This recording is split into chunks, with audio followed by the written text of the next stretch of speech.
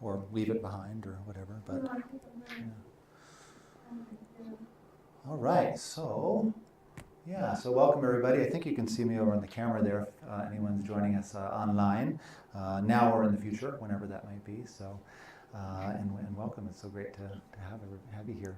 So, I guess like just with that, like with any Dharma practice, with anything that we're going to do that's involving the Dharma, we want to just go ahead and start with cultivating a good motivation. So we think about our precious human life and how just wonderful it is that we're here, we're alive, we've encountered the Dharma, we have access to it, we're free, relatively speaking. I mean, we can move around at least, and get here. We've got ears that can hear and eyes that can see. We can read. That's an amazing thing, that we can actually read. A lot of people in the world can't still, so it's an amazing thing. We can pick up a Dharma text, read it, and start to understand it a little bit, maybe not always, but so yes, we cultivate a good motivation so that we can do this practice, taking advantage of our precious human life, and learn how to open up a shrine, make offerings to the Buddha, so that we can benefit ourselves and all other beings. So take a moment to do that.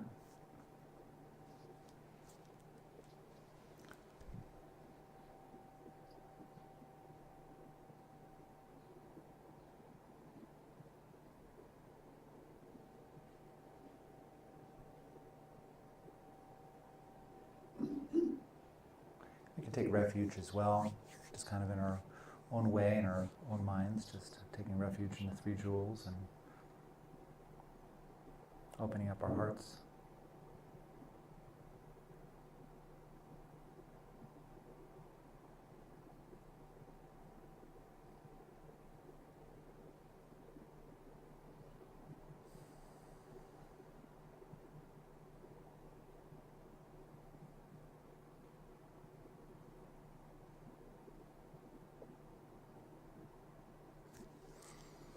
All right.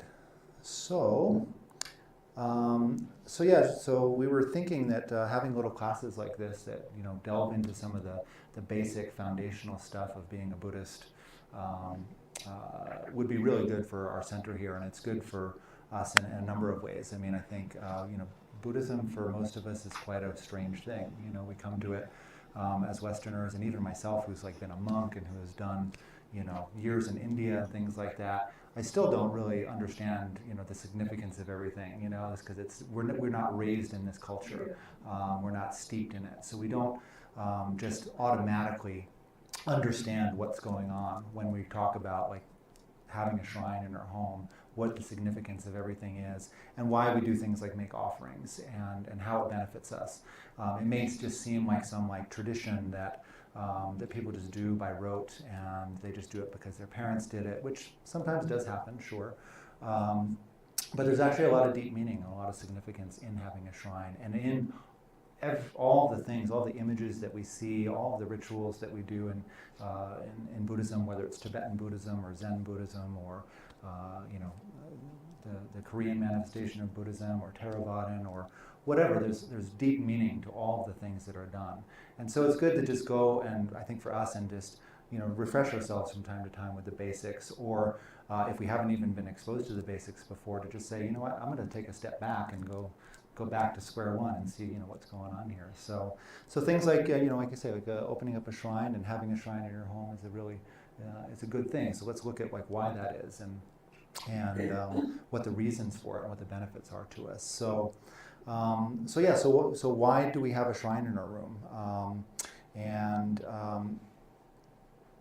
It's essentially what it is.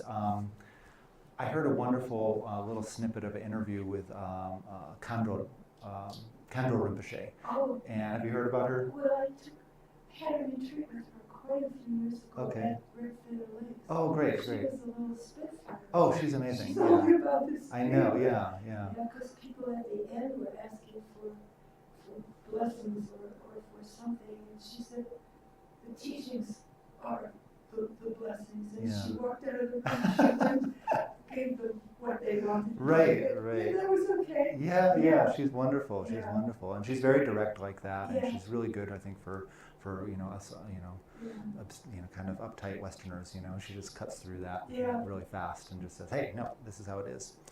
But I heard her say one time that all of this stuff that we surround ourselves when we become Buddhist practitioners, the tankas and the malas and the shrine and the statues and the if you take monastic vows, the robes and the texts and the chanting and the and it's just on and on and on. All of these things are really just because we're in this really forgetful trance, this dreamlike state, and we're just constantly falling asleep, no matter how clear maybe that the teacher or the teachings or whatever are communicating to us that we need to wake up. We hear it one time or 1,000 times, and we just hear it and it goes in one ear and out the other. So all these things are just reminders. They're all there for our support. And some of us just need more reminders than others. So I've always kind of thought and joked that Tibetan Buddhism and Vajrayana Buddhism and things like that are really for the hard cases, like myself, who's just like really adamant that, no, I really want to stay here miserable in samsara. And it's like, but I don't, but my habit, yeah, it's so hard to break. And I'm, like I say, I'm a hard case. So I need all this stuff to remind me. So Khanda Rinpoche said that, yeah, these are all just reminders for us, because we just need them.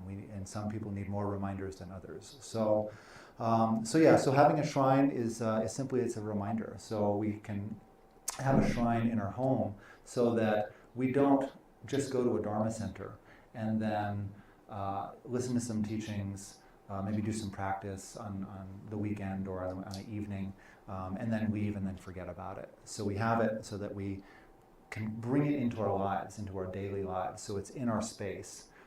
So we're constantly walking by it.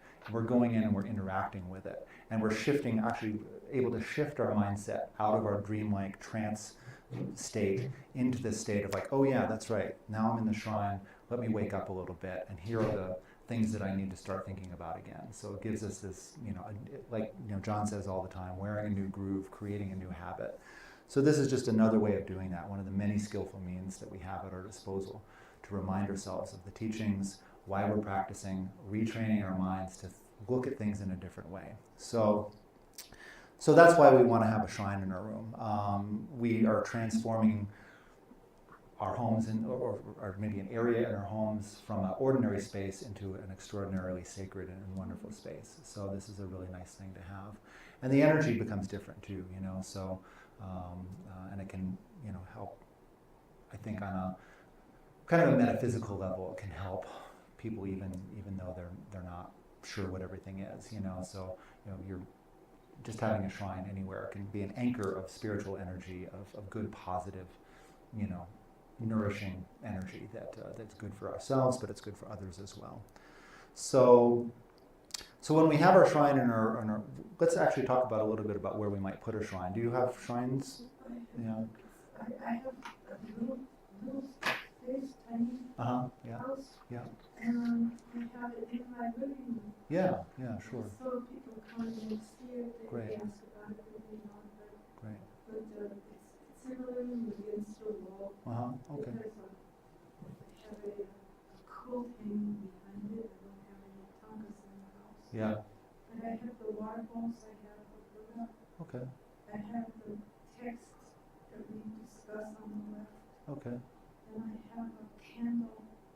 I don't do incense, don't bother. Yeah, it's not necessary. And I don't have a bell or I forgot, is that a Vajra? It's Vajra or Dorje. I don't have a Dorje. Yeah. I have it, but I don't have it on the altar because Yeah. I'm not sure what to do with what. Right. I bought it a long time ago, but Yeah.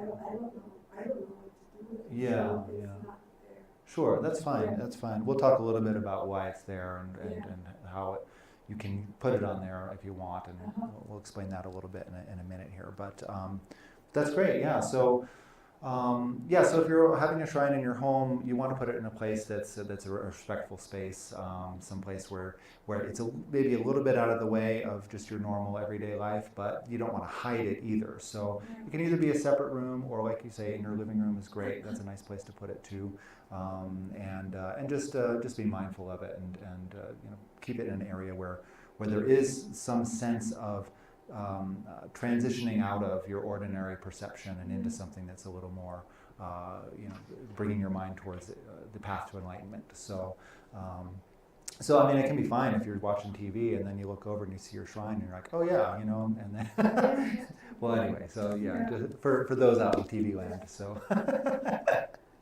But yeah, so make sure it's in a nice space, that it's someplace that you keep nice and clean, that you keep it treat it with respect, and something that's a space that's going to inspire you. So I've been fortunate. I had a place down in Colorado Springs. I got a nice 2-bedroom place, and so there was an extra room for just a shrine room, and there was the glass French doors that opened up, so I could still see it at all times, but I could just keep that as like my practice space. And so something like that's can be ideal, but it can also be nice to just have it in your little studio, which I've also had those situations where a small little place in India where you've got your bed, you've got your shrine, and you got your study area, and that's it, and you just roll from one to the other, so it's really nice. So yeah, the main thing is to create a space that's something that's going to be both practical to you, but you have a space where you can create a sense of respect. Okay, so why do we make offerings at our shrine once we've set up our shrine, which we'll get to here in a minute?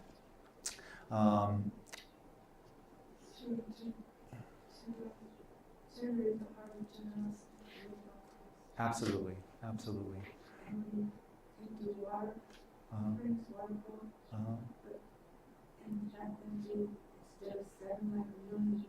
Oh yeah, you can have as many as you want, really. Yeah. Yeah, exactly. So, yeah. Traditionally, we've got 7 water bowls on there, but you can have more or fewer or whatever you have the means for. So it's not really this set thing where it's like you must have this many. But it's nice to follow the traditions sometimes, especially these ones that have been handed down from India all the way into Tibet and things like that. There are some things that are nice to keep, because they have a lot of significance to them. So. Yeah, so exactly, so the reason we're making offerings, and we Westerners like to ask, so why am I doing this? Tibetans they never ask why. The Lama says do this and they do it, and they never think about they think it's bizarre that we would even conceive of asking why do we do this, but there are reasons for everything. So the main reason is to create, to generate in our mind stream generosity. And it's a generosity practice, and it is something that's going to turn our minds away from our normal me at the center of the world kind of self-cherishing and self-grasping into a mind that says, you know what, let me just let that go for a minute and let me see how it feels to give. And let me see how it feels first in a very simple way by just giving some water, because that's pretty easy to give. We can all give that, for the most part. We just go to the tap and we get some water, and then we can offer that. For most people, definitely in the West, that's not a big thing. It doesn't cost a whole lot of money, and it's easy to let go of. So we can start by practicing in that really kind of small, very easy, relaxed way. We're just saying, you know what, this isn't very painful. Oh, okay, giving. Yeah, I'm giving. Yeah, I'm giving. And this is okay, So we do that day after day, over and over and over again, generating that practice of physically giving, of mentally giving, of cultivating it in our minds and our hearts. But then there's also this other wonderful aspect to this practice as well, where, like you're saying, you're visualizing and you're imagining these offerings then multiplying. And you're just saying to yourself, what if it were possible to not just give these 7 water bowls, but what if I could give 700 water bowls, And if I can give 700 water bowls, then why can't I give 7,000 water bowls? And that's not so hard. 7,000 water bowls really isn't that much. So let's give 700,000 water bowls. And then you start just imagining more and more and more and more, as much as you possibly can, which doesn't necessarily mean that you're individually seeing, 700,000 or 7 million or 7 trillion water bowls. You're just thinking to yourself about the possibility of allowing yourself to give that much. And you're saying, like, if I could, that's how much I would give. Because why not? It's not hurting me at all. I'm not losing a thing. So why not just say, you know what? If I'm giving, let's just give it all. Because it's endless anyway. It's infinite. This whole display of reality is infinite. So let's just give all as much as we possibly can conceive of. So that's what we're training our minds in, gradually, slowly. So we start out with the 7 water bowls. And at first it's kind of a drag, and it's kind of a hassle. And we have to get up, and we have to do all these steps, and we've got to go and get the water, and all this sort of stuff. So at first it might actually be like a tiny little bit difficult, But then we get through that, and then it just becomes a habit. And then we can start really playing with it after a while, and start really just using our imaginations and turning it into this wonderful creative endeavor, So it becomes vast, it becomes infinite. So that's exactly why we do this practice. So cultivating generosity, and then also creating a connection with our teachers, with all of the Buddhas, with the teachings, and just creating that. We say this dependent arising. So this again, which is again this a fancy word for just everything is interconnected, and we want to start doing things that lead us in a positive direction, so that we're creating this new connection with things that are wholesome, that are healthy, that are going to lead us closer and closer to enlightenment, to our own true nature. Okay?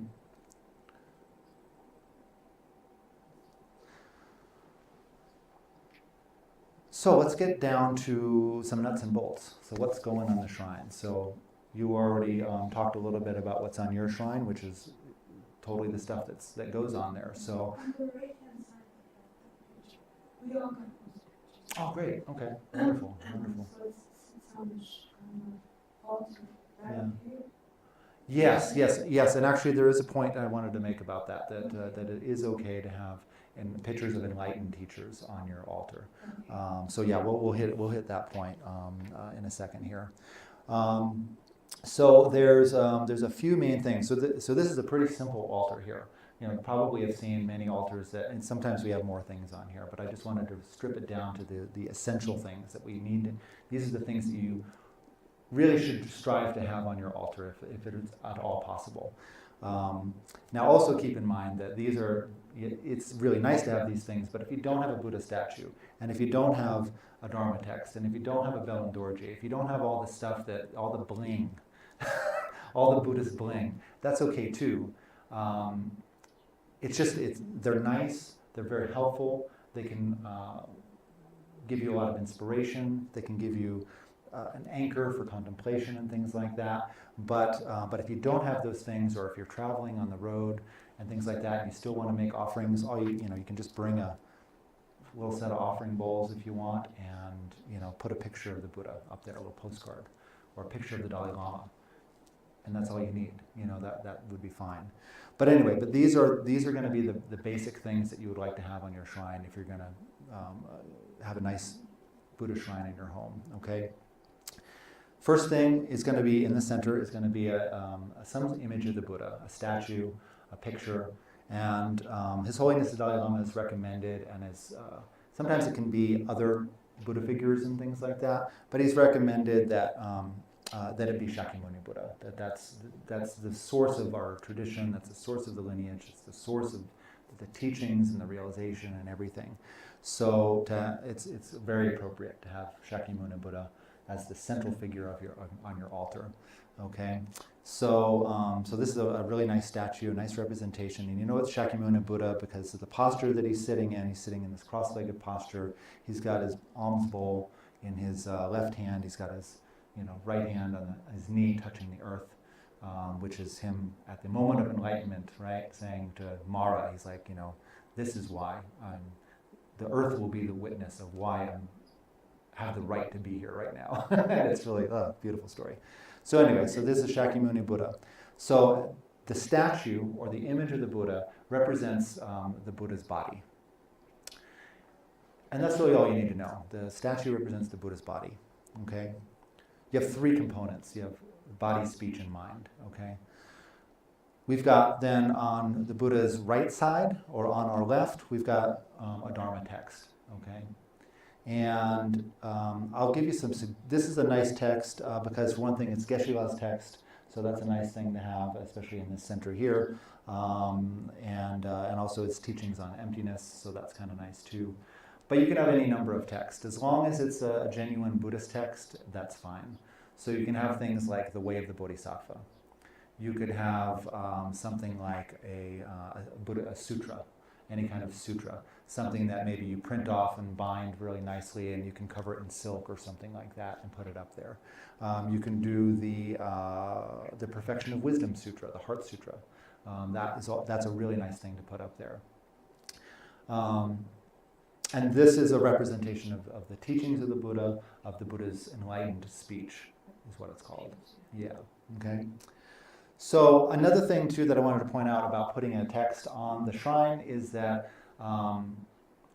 we do it to remind us of the enlightened qualities of the speech of the Buddha, of the Buddha's teachings and all that sort of stuff, but it's not something like a geshe that I was taking some classes with in Dharamsala said, okay, so now that you've studied this text, don't just put it on your shrine and do prostrations to it, read it, so use it and bring it into your life. So it's not something that we just kind of bow to and just pay lip service to, but it's something that we actively engage with. So it's not just something abstract, it's something very useful, so that we can use and access, okay? Okay, so we've got the Buddha's body, we've got the Buddha's speech, representation of them, and then we've got a dorji and bell, which is fine to use, but we're using this in a pinch because really what's recommended is to use a stupa, it's called. And so a stupa is an actual three-dimensional representation of the Buddha's enlightened mind. Okay, so I don't know if you've seen pictures of stupas, but they're like these little monuments. I don't know how do you describe them? Yeah, these pointed, pinnacle structures. Yeah, and so they actually they represent from the base all the way up to the top, the path to enlightenment, the path to purifying all the obscurations, accumulating all of the merit that we need to accumulate, and then eventually coming to our Buddhahood, or the enlightened state of the mind. Okay, so. And you were asked, so the dorji and bell can also be used too because this is a representation and it's used in ritual practice to represent two aspects of enlightened mind. So the compassion aspect and then the wisdom aspect, the emptiness aspect. So you've got these two things, the dorje or the vajra is when you're using it, and this won't be a class on how to use the dorji and bell, but just to explain a little bit. It's held in the right hand, and things that are held in the right hand represent skillful means, compassion, what's the other word for it? Skillful means and compassion. So, okay. He holds the mala. Yeah. That represents reciting the mantra of compassion. Yeah. So his is in his right hand, and it's the mantra of compassion. So that's what he's reciting. And then on the left side, then it's the lotus that's coming up, and the lotus is symbolic of that which comes out of the muck and mire of samsara, yet it's pristine and it's stainless and it's completely pure, and that's the wisdom aspect. So again, you have the same symmetry there. So this is wisdom. This is compassion, skillful means, and then the bell represents wisdom. There's male and there's female over here. So the male is the skillful means, and the female is the wisdom aspect, which I think is beautiful. The wisdom of the Buddhas comes out of the female form, which is a wonderful thing. It's Prajnaparamita. She's the goddess, the mother of all the Buddhas. So, okay, so So the reason this works as a representation of the Buddha's mind is that you've got the two aspects of mind. Enlightened mind is, we've often, maybe John has talked about the two wings of the Buddha's path, compassion and wisdom. You can't have one without the other. If you only have wisdom, if you only understand, if you only think like, oh, everything's, relative and, everything's impermanent and things like that, you can have this really nihilistic view and start to be a real jerk. And then if you without the compassion, on the other hand, if you only have the compassion, you become you have a danger of just becoming kind of wishy-washy, maybe a little bit too soft on people, or maybe you can just become overwhelmed with the sufferings of the world and not be able to function properly. So when you have the two things, the compassion and the wisdom together, then that's enlightened mind. They're actually inseparable, but they're two aspects that we can identify, okay? So, and talk about. All right. So if you do happen to have a Dorjian bell and you are using it as the representation of the Buddha's mind, that's fine. Or you can use a stupa, and you can find stupas on Amazon or Dharma Shop online or whatever, things like that. So if anybody ever has any questions about that, ask me, ask John, or just do a little research. Just the Dorje, okay, all right. Right, exactly. Yeah, sure. And then when you do have both, just keep them together, so okay. All right, so, so we've got the three aspects. We've got the Buddha's representation of the Buddha's body, his speech, and his mind. All those enlightened aspects, okay? Not ordinary, very, very much things that are beyond duality, beyond conceptuality, beyond samsara, kind of, if you would like to say that. Now, some other things that we can put on there, like you were saying, if you have pictures of His Holiness the Dalai Lama or other enlightened teachers, that's totally fine. I just read and those might go like maybe, right in front of the Buddha you can have, or you can have, His Holiness the Dalai Lama up here, and then maybe under that, maybe your Lama in this lifetime or whatever, something like that. So that would be fine too. But you can have enlightened teachers, pictures of them on the shrine.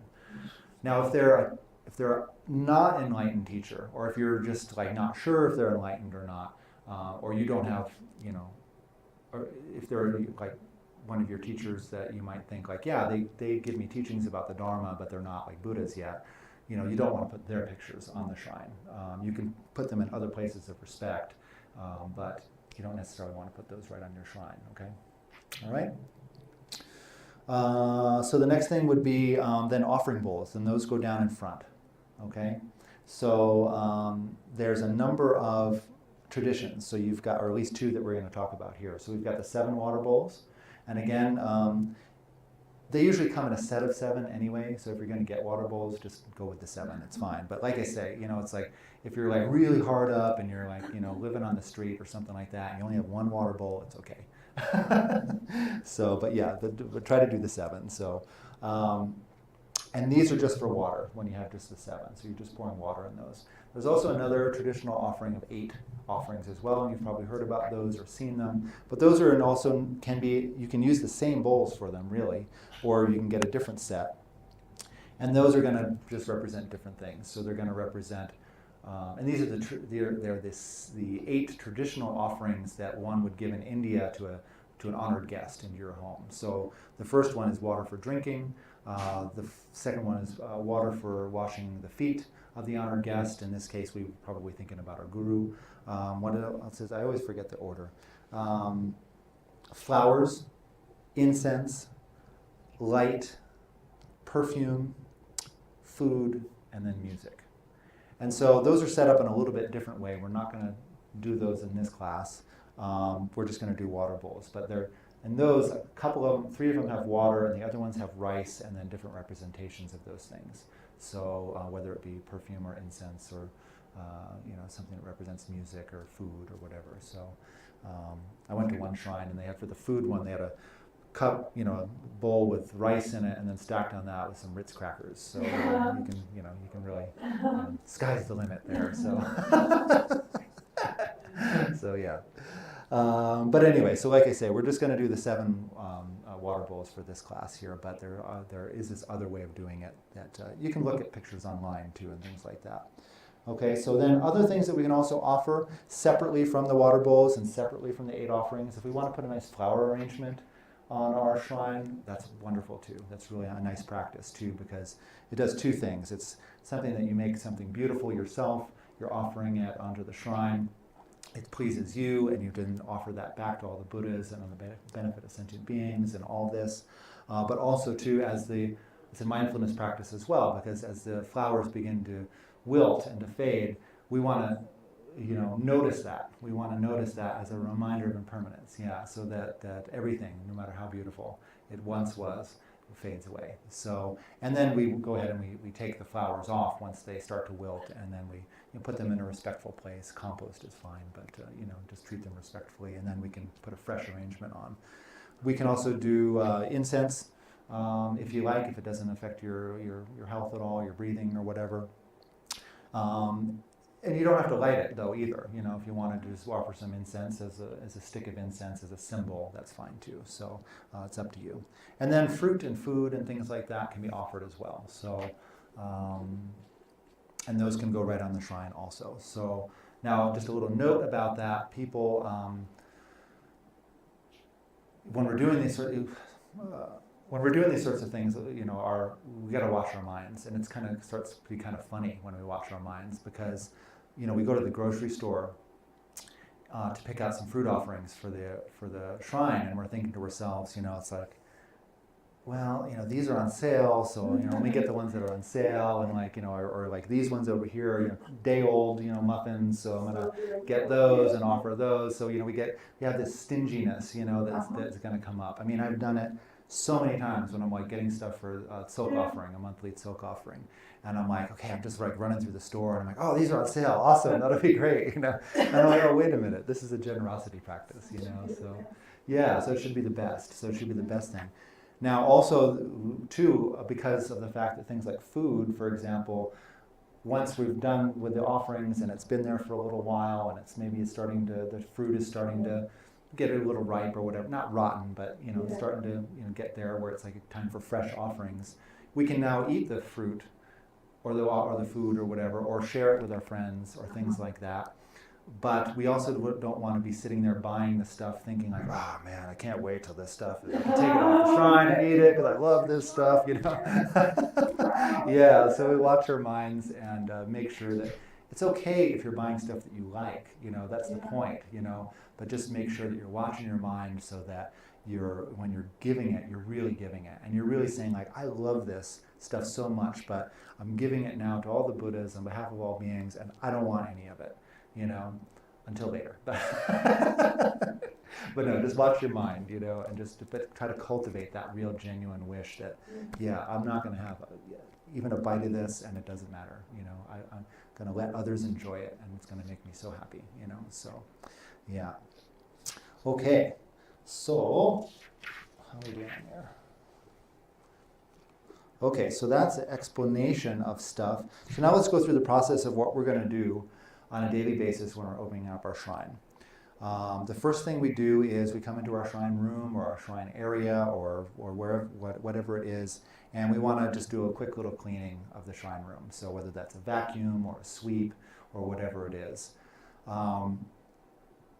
And we want to do this mindfully, and we want to do this with a little bit of skill as well. We can do things, all of this stuff we can do while training our minds to be different than our ordinary, sluggish, half asleep, dream, stupor self, So when we're like sweeping up, for example, in our shrine room, we can be thinking to ourselves, I'm sweeping away the stains and the karma and the obscurations of myself and all beings since beginningless time, and it's just being cleaned and swept away. And isn't that wonderful that I can do that for myself and others? And it's just like, it transforms this ordinary activity into something really useful, and something that can really just change how we ordinarily think about things. Are we actually doing that? I don't know.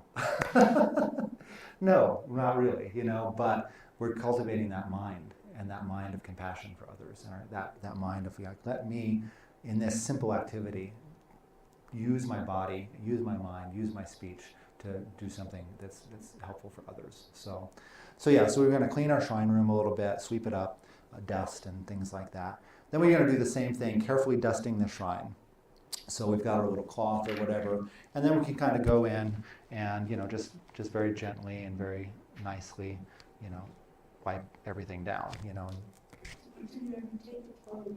You can, yeah, absolutely, yeah, that's fine too, especially when dust starts to collect on your shrine cloth or whatever. And by the way, this real super traditional Tibetan thing is not necessary either. If you just want to get a nice covering for your table or whatever it is, that's fine. You don't have to have you don't have to become a Tibetophile to do this stuff, So this is not necessary. These things are kind of necessary. So all right. So you're going to clean your shrine, okay? So make sure it's all dusted and nice and everything looks lovely. All right. And then the next thing you're going to do is 3 prostrations. And so you just do those. Again, just now coming into your shrine room, now the space is clean, and then you just imagine Mother on your left, Father on your right, all sentient beings all around you. All of your family, your friends, all the people that you love and care about, then the people that maybe you don't. Yeah, exactly. Absolutely. In front, yeah, they're closest, because you're just like, they're the ones who are so kind to me that they're making me look at my mind and giving me opportunities to practice patience, and they're the ones who are really the causes of my they're going to be the causes of my enlightenment. All these people that I love, it's easy to give cookies and delicious fruit to people that we care about and we love, and our cute little 7-year-old niece, yes, I want you to have everything. That's really easy. But to someone, that we don't love, that we don't respect, that's hurt us, that just continuously gets under our skin, that's a little bit different. So so we want to put them in front of us in our visualization, in our imagination, I should say. Visualization is a loaded word in our culture because it seems to put too much pressure on people. It's like, I can't visualize. Well, you don't have to see it. You're not talking about seeing every detail like a artist or something like that.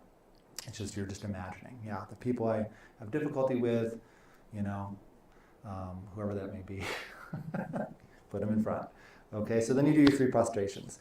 So wait, in shine, then you imagine that your family members, those you love, and people with difficulty. Yeah. And then you do. Yeah. So this is your preparation to doing the prostrations. Then you, in front of you, imagine all the Buddhas, or you're seeing the Buddhas here, so you've got that anchor for your practice. So that's great. But you can imagine more if you want, and you can think, if you don't have a picture of your teacher or whatever, you can imagine him or her and all that kind of stuff. Or you can just imagine, just as many Buddhas as you want. To imagine all of them, and that's just infinite. So. And then you do your prostrations, and imagining all the people around you, friends, enemies, and strangers, all of them with you doing prostrations, and you're like leading them in prostrations, and you're saying like, yes, let's do this, let's get out of this samsara, everybody, everybody now. So so that's what we do with our prostrations. Then we get up, and then we're going to go ahead and re-examine our motivation again for making our offerings, okay? So we're going to cultivate that mind of generosity, going to cultivate that bodhicitta. I'm doing this, why am I doing it? Not so I'm going to get anything out of it necessarily, though I will, this will be a cause for my enlightenment, but I'm really doing it for the benefit of everybody.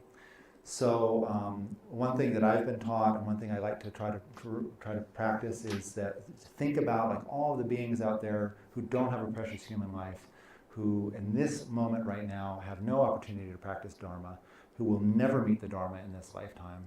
Animals, human beings, whatever their form is, whatever realm they're in, they're never going to have this opportunity. And you say like, may I do this for them, because they can't right now for whatever reason. Without any blame, without any pity for them, without any putting them on a lower level, say, hey, no problem. They can't do it, I can. So I'm going to do it for them. So you say, let me do this offering practice, this generosity practice on their behalf. Okay?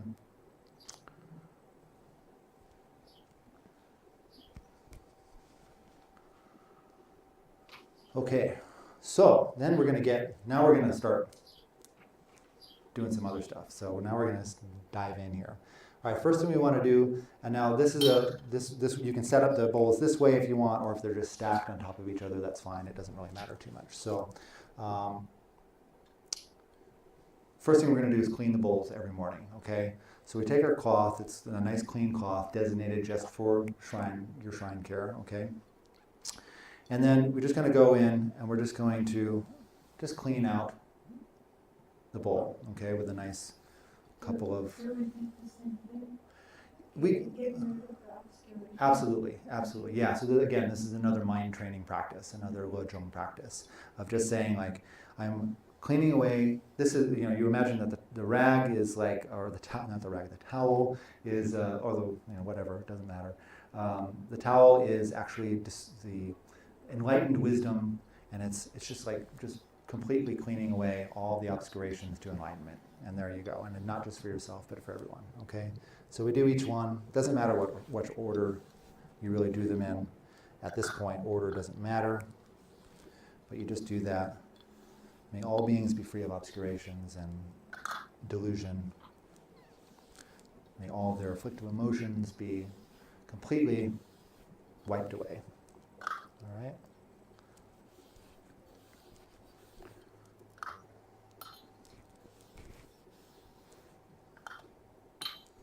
I don't think there's a certain number of times you need to do it, but I do it a couple times, 2 or 3 times, okay? All right, so now we've got, we're going to go ahead and start making the offerings of water, okay? So if you notice, I stacked all the bowls down so they're upside down on the shrine. We don't want to ever put empty offering bowls of any kind up on the shrine, because that's symbolic of offering nothing. It's like, you invite an honored guest over to dinner and you give them an empty soup bowl or something like that. It's just kind of weird. So, so that's the idea. We're just trying to get, just be mindful and just. It's not that, again, the Buddhists would be offended or say, what's this? They're not going to say that, or think that in any way. But it's just for our own benefit, so that we're always being mindful of what we're doing, okay? So then we're going to take the whole stack of bowls off of the shrine and then put them all in our hand like this.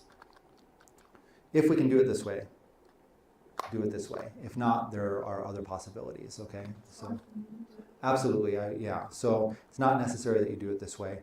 But this is one way to do it. So what you could do is you could have a little table on the side, and you could just do, you could do like one at a time, or something like that, and then set them up on the altar. Okay. All right. All right. So what we're going to do is make sure I'm getting everything here. We're going to fill one bowl, the top one. Okay. And while we do it, we're going to say the syllables Om Ah Hum.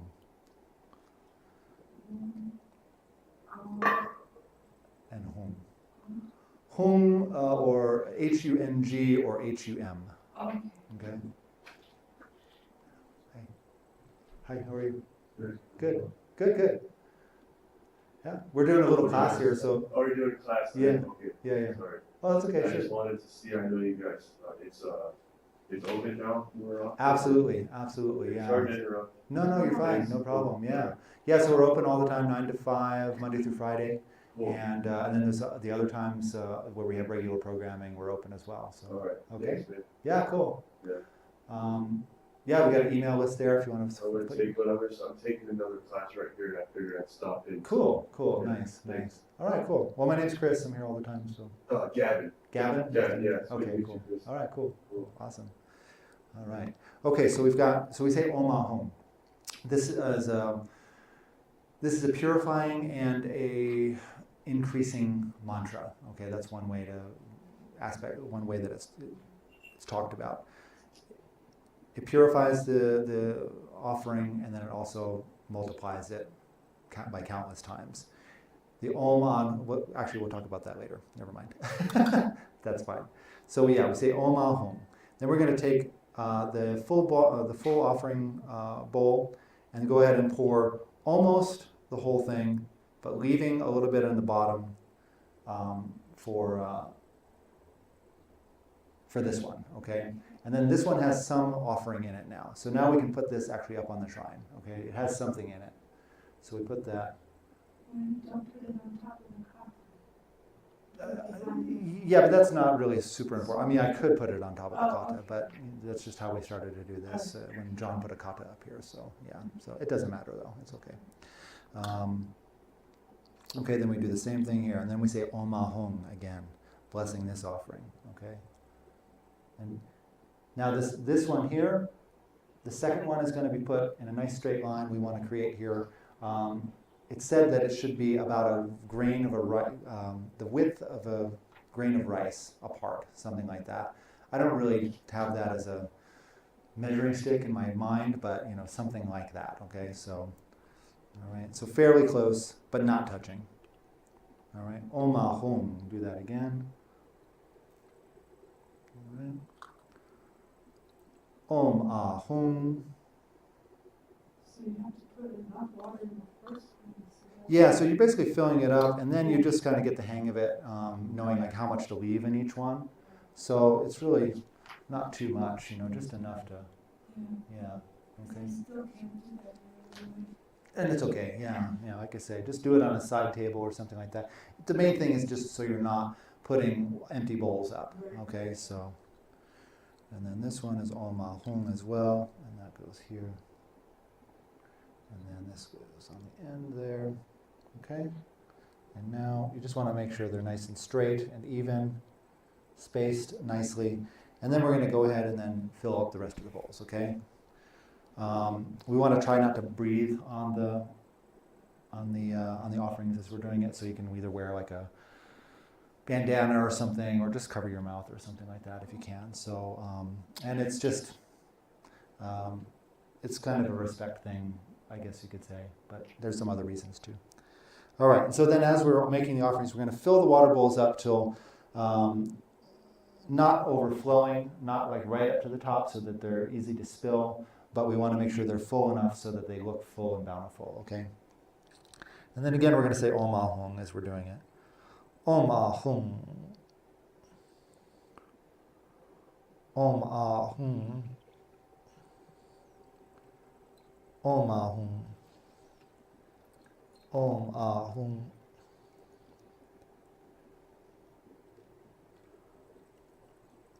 Om Ahung. Om Ahung. Om Ahung. All right. Okay. So now we made the offerings of water. Now you can light your candle if you like, if you have a candle in your shrine. You can light the incense if you like at this point, okay? And then that can be enough. I mean, we've said Om Ahung. This is a multiplying mantra. It's a blessing mantra. It's a purifying mantra. It represents the body, speech, and mind of the Buddha, of the Buddhas. So, so it just automatically has great power to purify and to increase. Okay. But there's also a traditional. It's called the cloud offering mantra. There's a traditional mantra that can be said at this point, and that's it here in the text here. Okay. So you can print up a little card, a little laminated card, and put it, with your shrine along with the other mantra for the end if you want, or memorize it, or whatever is comfortable for you.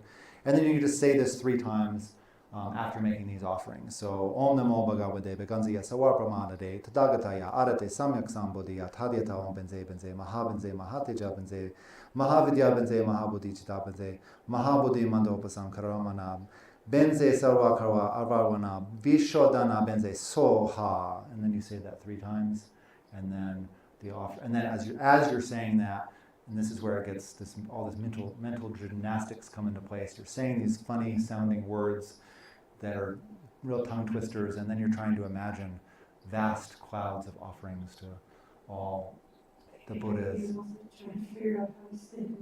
Right, exactly. While you're sitting there going like Om Namo Bhagavata, and then right. I'm not visualizing anything there. But that's okay. It's all right. It comes with practice. So, yeah, and I did forget to say too, like as you're doing these offerings too, you can imagine to yourself too, countless water bowls being offered, all kinds of offerings, anything that you find pleasing, enjoyable, desirable, beneficial. Making offerings to all the Buddhas, making offerings too to all beings too. It doesn't have to be just to the Buddhas. So you just imagine just as much as you can, and again, you have fun with it. You use your imagination. You can imagine, perfect conditions for practicing meditation. Until every single being attains enlightenment, whatever that is. Something, whatever. Just go for it. Cadillacs. It doesn't really matter. It's like anything but perfect Cadillacs. Cadillacs that don't cause anybody any harm, they don't run over bugs, just go nuts with it. So, so then you can again be visualizing all these offerings as you're saying that cloud offering mantra as well. So, okay. So then you sit down, do your practice or whatever, or if that's all you have time for, that this can be your practice too. So, yeah. I mean, it could. I mean, yeah, we do want to do, of course, other things, but yeah. But this can be a really powerful way to. You can like maybe do this and then go have your coffee, or do a couple things and then come back to your practice, or whatever your schedule is. Yeah. So, okay. All right. So now end of the day comes, and let's see here. I think we're good on time. Yeah, we got a few minutes here. So when the end of the day comes up, you can make the shrine and the water bowls up all Yeah. day? Yep. You sure can. Oh, Yeah. okay. Yeah. In fact, you want to do that. You want to leave it up for the entire day. Oh, So okay. yeah. Unless you're leaving town or something, Yeah. So yeah. And I mean that doesn't mean though that if you wanted to, you could, do a session of practice and then when you come back in the afternoon, you want to do an afternoon session of practice. You can come back in, break the shrine down, and then reopen it and do the offerings again. I mean that happens a lot when people are doing retreat and things like that. So you're constantly making fresh offerings. So yeah, there's no, you can do as many times as you want really. But generally speaking, you open it up in the morning, and then night comes before you go to bed or whatever, before dinner or whatever your routine is, however late that may be, you're going to go and break the shrine down, okay? So, so you're going to come into the shrine room again, you're going to mentally request the Buddhas are okay with you taking the offerings away. So if there are, flowers that you need to take away, or fruit or whatever, taking the water away, all that sort of stuff. It's just, again, you're just cultivating some respect for the enlightened beings. Now, and one thing too is that it's important. So when we're filling them up, we're going from left to right. Okay, always from left to right. Now when we're emptying them, we're going from right to left. I don't know. There's some things I don't. There's actually a whole lot of them. There's a vast treasure trove of things that I don't know. But that's the Tibetan in me. That's the Tibetan that never asked and I don't really, just, yeah, sure, my Lama told me to do it the other way. Because I had done it the other way before and I got yelled at, and that's why you do it, because you get yelled at if you do it the other way. All right, so when we're emptying them, we're going to go from right to left that way, and now here's where we're going to do some purification. Okay, so I have the Vajrasattva mantra here. We have the 100-syllable mantra. That's really good to know if you don't know it already. It's good to memorize and to bring that into your daily practice and say that a few times a day. It's really nice to do at night after your day, and you kind of think about all the horrible things that no, I'm just kidding.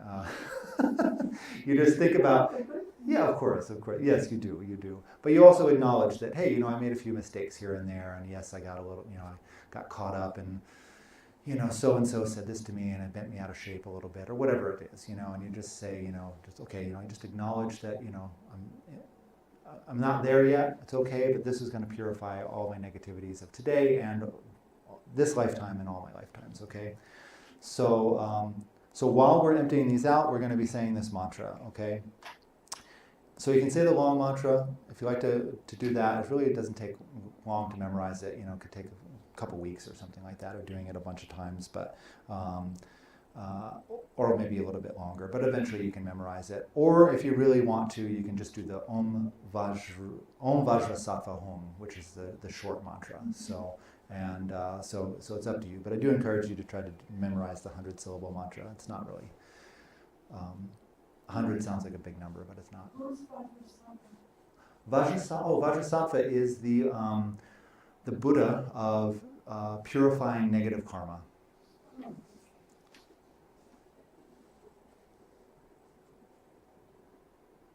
And so this is a being who before, I hesitate to say he, but it's really, I mean, of course it's depicted as a male, but it's not, it's not gender-based. But anyway, so this being made all these aspirations while she was a ordinary being through countless lifetimes, saying like, when I attain Buddhahood, I will be there for every single sentient being to purify their negativities, their negative karma. So that's going to be my shtick, so. It works. I don't know. Apparently, I think so. So anyway, so you'll just work on the mantra and then Vajrasattva practice and things like that. Don't worry about that right now. This is just a nice mantra to get to know. Okay, so we go ahead and start emptying these out, and we just say the mantra. Om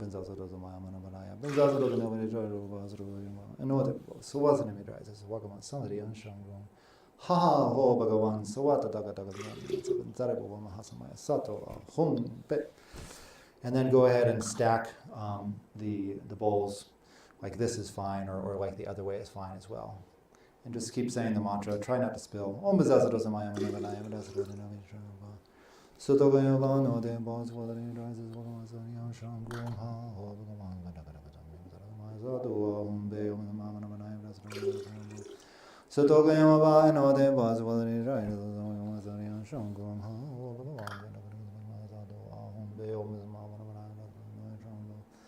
so Tokayama ba no de bas wadari right Mazarian Shangum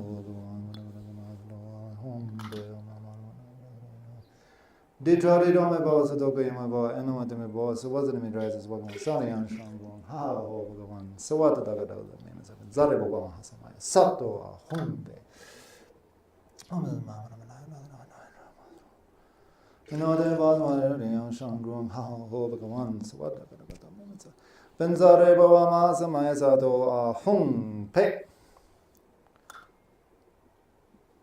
And there we go. So, I'll set the bowls upside down. Yeah, so now we're pretty much almost done. So now we've got this blessed water here. This has been offered. Blessed, we should treat it not like water that's just ordinary water. So now this is actually, we imagine that it's been just absolutely permeated by the blessings of all the Buddhas. The Buddhas have enjoyed it. It's basically a representation of enlightenment. So we don't want to just pour it down the drain.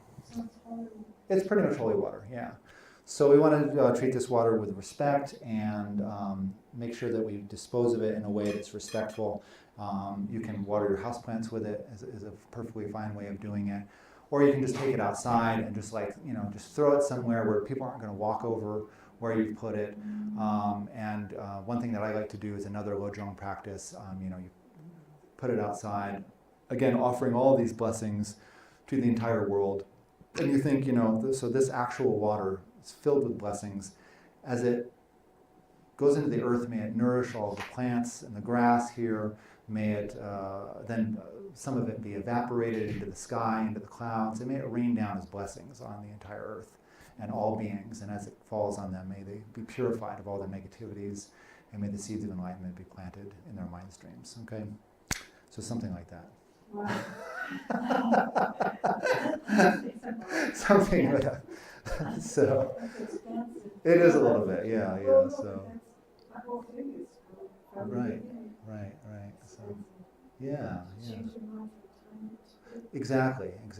And at first it seems really just maybe ridiculous even, it can just seem like or impossible, or like, what am I doing? Like, and you're looking over your shoulder and it's like, is anybody here watching this? Because this is just insane. I'm just, I've really lost it,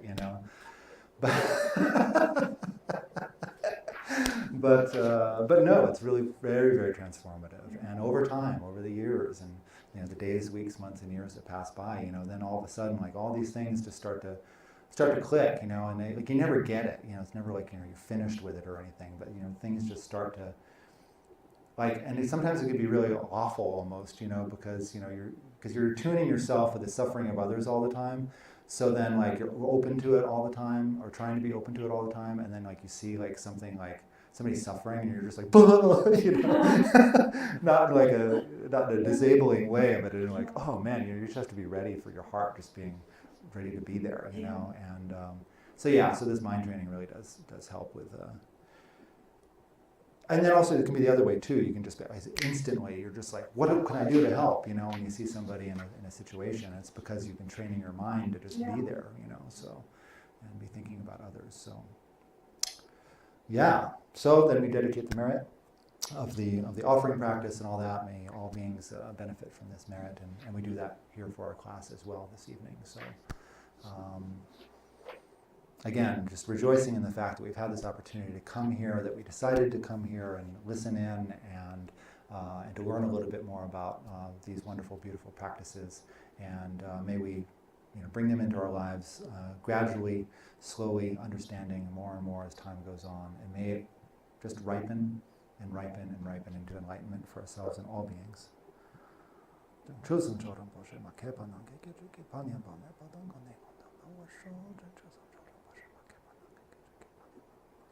Gonne gondo pa washa chen cho san charam pa she ma ke pa na ke che ke pa nya. Gonne gondo pa washa nang ke da do ke pa che san pa san chen ma lo tai yang de shen de san de. Daki mon nang tai yang de sa.